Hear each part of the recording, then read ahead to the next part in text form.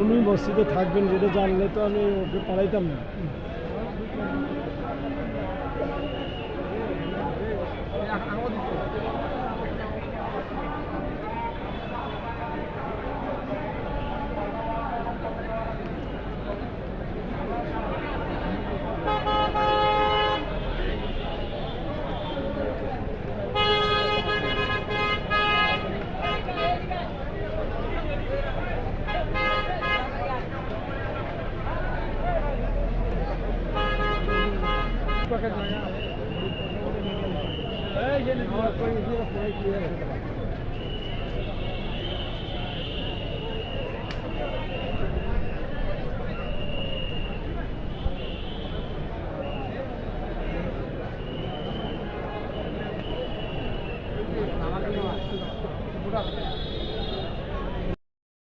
এটা আল্লাহ ছাড়া কেউ জানতো না।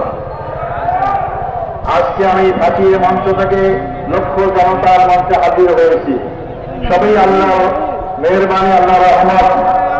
যে গলায় আমার দড়ি রশির ঝোলানো কথা ছিল সেখানে আমার ফুলের মালা পড়ে, সবই আল্লাহ রহমত।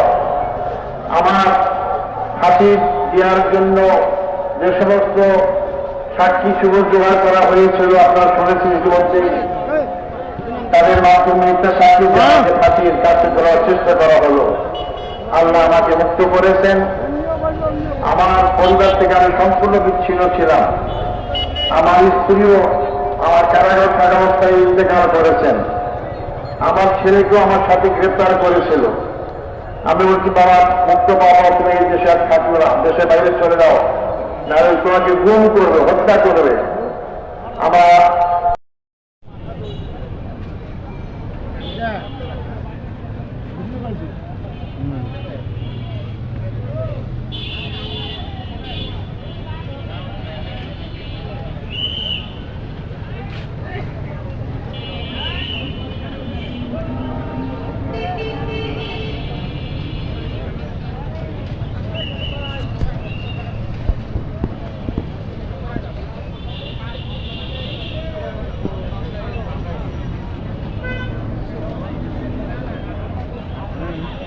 মোবাইল গাড়ি নিয়ে আছে,